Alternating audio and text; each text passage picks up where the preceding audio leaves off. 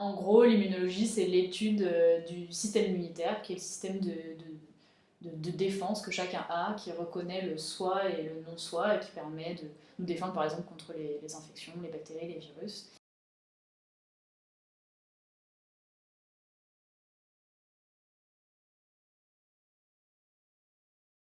En fait, on modifie leurs propres cellules pour essayer de les rendre plus actives et plus performantes, et on les réinjecte chez le patient.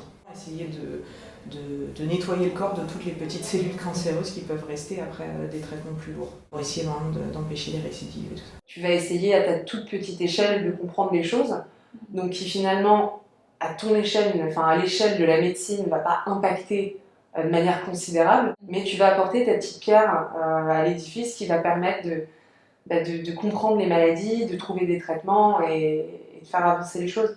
La recherche, ça prend quand même beaucoup de place dans ma vie généralement. Je compte pas le nombre de fois où j'ai dû venir le week-end, travailler, faire mon papier pendant mes vacances, parce que il faut aller vite, parce qu'il faut publier vite, parce que sinon on n'aura pas de financement. Tous les projets de chercheurs, c'est moi qui vais les réaliser quand il y a une partie expérimentale. Comme j'ai énormément d'expérience sur l'animal, c'est moi qui vais les gérer du début à la fin.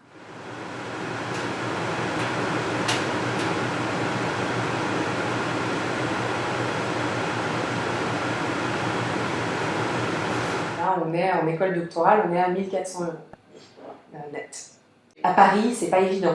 La vie que nous offre la recherche publique, malgré le côté vraiment passionnant et voilà, je pense que c'est quand même ce qui pousse la plupart des gens à être là, parce que c'est ni le salaire, ni les horaires de travail, ni voilà. On peut bosser jusqu'à 60 heures par semaine, être hyper investi et faire le même métier et avoir les mêmes objectifs de publication que quelqu'un qui serait dans la recherche après, qui ne sera pas très bien payé non plus. Je crois qu'on commence à moins de 2 000 € net après concours. On a quand même un bac+8, plus 6 ans de postdoc, je pense que c'est le minimum, quoi. J'arrive à bien vivre, mais c'est aussi parce que je suis avec mon copain, on n'a pas des enfants. Mais peut-être, oui, si on va avoir une enfant, et tu sais pas, c'est mieux que tu aies gagné un peu plus d'argent. Les chercheurs sont à la recherche de financement. Ça a toujours été comme ça. Donc plus tu montes en grade, plus tu passes ton temps, en fait, tu fais plus de la recherche, tu fais de la recherche de financement. Si l'État donnait plus d'argent au laboratoire, on aurait moins besoin d'aller faire 4 demandes dans telle assos, 5 demandes dans tel organisme. Là, par exemple, c'est nous qui descendons les poubelles. C'est déjà 60 heures par semaine et il faut qu'on descende les poubelles. On est dans un hôpital, donc il y a des vieux bâtiments, il y a des bâtiments qui sont classés historiques auxquels on ne peut pas toucher, donc c'est assez compliqué. Après, t'es plutôt confronté à des problèmes qui sont liés à la structure, où il n'y a plus d'ascenseur, où il n'y a plus tous ces trucs-là. T'aimerais éviter quand même tous ces désagréments parce que tu te dis mais où est-ce que je travaille là, c'est pas possible.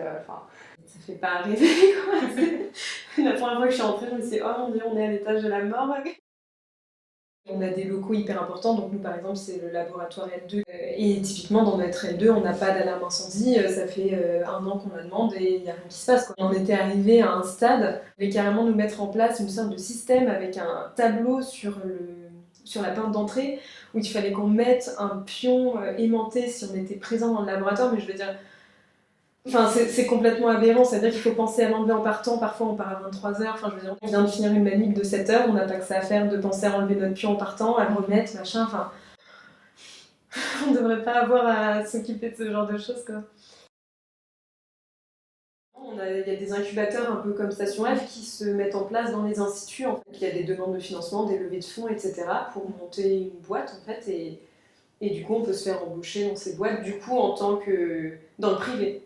Il passe par l'étape start-up, où quand le projet après a été validé un peu par une start-up pendant 2 ans, c'est racheté d'ailleurs souvent par des grosses boîtes derrière. La recherche perd des éléments qui sont essentiels à faire avancer en fait la science, et c'est dommage.